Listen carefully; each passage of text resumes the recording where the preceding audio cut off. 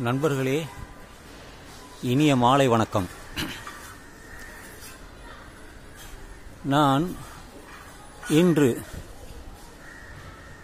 இந்தோனேஷியாவை பற்றி படித்தேன். இந்தோனேஷியாவோட தலைநகரம் ஜகார்த்தா. நான் அந்த ஜகார்த்தாவுக்கு போனதில்லை. ஆனால் யோகியாகர்த்தா அப்படிங்கிற ஒரு இடத்துக்கு போயிட்டு வந்தேன். யோகியாகர்த்தாவில் நிறைய கோயில்கள் இருக்கிறது. புத்தர் கோயில்களும் இருக்கிறது, இந்து கோயில்களும் இருக்கிறது. இப்போ இந்தோனேஷியாங்கிறது சுமார் 17,000 தீவுகள் கொண்டது. அது சவுத் ஈஸ்ட் ஏஷியா அண்டு ஓஷனியா, இது Indian ocean and Pacific ocean இடையில் இருக்கிறது. இங்கே இருக்கிற முக்கிய தீவு சுமத்ரா, ஜாவா, சுலாவெசி. சில பகுதிகள் போர்னியா, நியூகினியா. இதில் லார்ஜஸ்ட் ஸ்டேட் எது அப்படின்னு கேட்டிங்கன்னா ஜகார்த்தா தான். இது 14ஆம் நூற்றாண்டில் தான் 14வது லார்ஜஸ்ட் கண்ட்ரி இந்த இந்தோனேஷியா. இங்கே சுமார் 280 மில்லியன் மக்கள் வாழ்கின்றனர். இங்கே 4 விதமான மதங்கள் இருக்கிறது. இஸ்லாம் மதம் அதிகப்படியாக இருக்கிறார்கள், 86.7%. Christianity 1.7%, Hinduism 1.7%, Buddhism 0.8%. மற்றதெல்லாம் பார்த்தீங்கன்னா ரொம்ப கம்மி தான். இந்த நாட்டோட பணத்தோட பெயர் ரூபியா. நம்ம ரூபாய்னு சொல்கிறோம் இல்லையா, அந்த ரூபாய் தான். இங்கே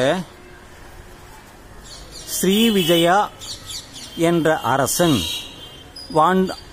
வாழ்ந்து வந்தான். அது 7ஆம் நூற்றாண்டு, கிறிஸ்து பிறந்த பிறகு 7ஆம் நூற்றாண்டு என்று சொல்கிறார்கள். அவனுடைய இன்ஃப்ளூயன்ஸ்னா அவனுடைய தாக்கத்தினால்தான் பல கோயில்கள் அங்கே கட்டினான்.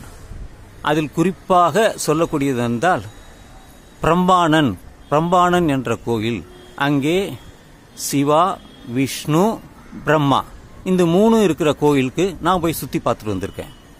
அதே டயத்தில் அருகாமையிலே போரோபுதூர் என்ற ஒரு புத்தர் கோயிலும் இருக்கிறது. அது யாரு கட்டினாங்க அப்படின்னு கேட்டிங்கன்னா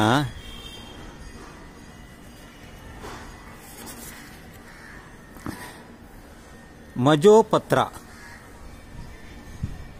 அதுதான் ஹிந்து கிங்டம். அது இந்த பிரம்பானன் கோயிலை கட்டினதுலாம் அவங்க தான். அந்த போரோபுதூருங்கிற ஒரு கப்பல் இந்தோனேஷியாவிலிருந்து கிழக்கு ஐரோப்பாவிற்கு போனதாக படித்தேன். அங்கே எதுக்காக போனார்கள் என்றால் வியாபாரத்திற்காக. அப்படித்தான் அதை படித்தேன் நான். அந்த கப்பல் 800, அதாவது இயேசு பிறந்ததுக்கு பிறகு 800வது ஆண்டு என்று சொல்கிறார்கள்.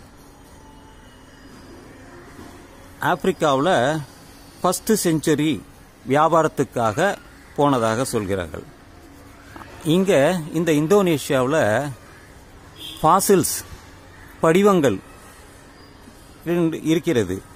அதில் ஹோமோ எரெக்டஸ் அவங்கள ஜாவா மேன் என்று சொல்கிறார்கள்.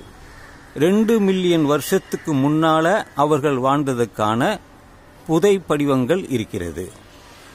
ஹோமோ சாப்பியன்ஸ் 45,000 வருஷம்னு சொல்றாங்க. இவங்களெல்லாம் ஆஸ்ட்ரோ ஏஷியன்ஸ் அப்படின்னு சொல்றாங்க. இவங்கெல்லாம் தைவான்லேருந்து வந்ததாக சொல்கிறார்கள். இந்த சைலேந்திரா என்கிற அரசன் தான் அந்த புத்தர் கோயில், போரோபுதூர் கோயில்களை கட்டினான். எந்த காலத்தில் கட்டினான் என்றால் 13ஆம் நூற்றாண்டில் கட்டியிருக்கான்.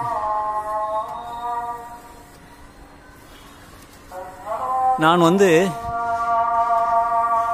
இப்போ இஸ்லாமிக் நாடாக இருந்தாலும் அந்த 13ஆம் நூற்றாண்டில் இந்து கோயில்களும் புத்தர் கோயில்களும் அங்கு கட்டப்பட்டிருக்கிறனால இதை எல்லாமே நான் பார்த்து வந்தேன். அதே பக்கத்தில் இருக்கக்கூடிய அந்த இன்னொரு ஐலாண்டு, அங்கே ஃபுல்லாகவே இந்துக்கள் தான் இருக்கிறாங்க. அந்த ஐலாண்டில் எல்லாமே ஒரு கிட்டத்தட்ட ஒரு 15 கோயில் நான் சுற்றிட்டு வந்தேன். எந்த கோயில்லையுமே எந்த ஐடலுமே இருக்காது. பாலி தீவு, தென்பாசருங்கிற இடம், அந்த இடம் போகும்போதும் கருடா என்ற ஒரு பெரிய சிலை இருக்கும். அதே போல் இந்தோனேஷியாவிலையும் அந்த ஜகார்த்தா ஏர்போர்ட்டில் இருக்குது. அதையும் அதை நான் பார்க்கல, ஆனால் அது தெரிஞ்சுக்கிட்டேன். இந்த ஜகார்த்தா பாலி தீவில் இருக்கக்கூடிய அந்த சிலைகள் என்ன சிலை அப்படின்னு பார்த்தீங்கன்னா, அந்த கருடா ஏர்லைன்ஸில் நான் ட்ராவல் பண்ணியிருக்கேன். இந்த கருடா என்கிறது ஒரு மிக மிக பறவை. அந்த பறவையை விஷ்ணு அந்த பறவையின் மேல் ஏறி விஷ்ணு பயணம் செய்ததாக மித்தாலஜி சொல்கிறது. மித்தாலஜி என்றாலே எல்லோருக்கும் தெரியும், அது எல்லாமே கதைதான், உண்மையான நிகழ்ச்சிகள் இல்லை. ஆனால் அதை எல்லாமே நம்புகிறார்கள், பாலியில் நம்புகிறார்கள், எல்லோரிடமே நம்புகிறார்கள். அதை பற்றி படித்து தெரிந்து கொண்டுதான் நான் சொல்கிறேன். என்னிடம் பல படங்கள் இருக்கிறது. நான் இந்தோனேஷியாவில் போன, பாலியில் போன படங்கள் என்னிடம் இருக்கிறது.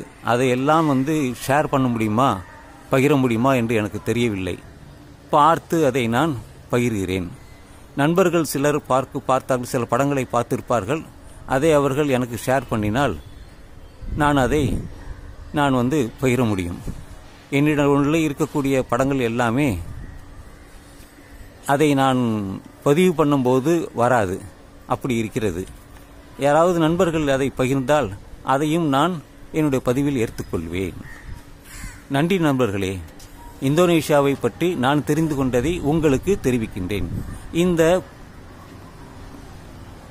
பகுதி, இந்த பிரிவு உங்களுக்கு பிடித்திருந்தால் எனக்கு ஒரு லைக் போடுங்கள். அதுக்கு நீங்கள் ஒரு ஷேர் பண்ணுங்க. அதுக்கு என்னோட சேர்த்துக்குங்க, சப்ஸ்கிரைப் பண்ணுங்க என்று கேட்டுக்கொள்கிறேன். இந்த பதிவை நான் இத்துடன் முடித்துக் கொள்கிறேன்.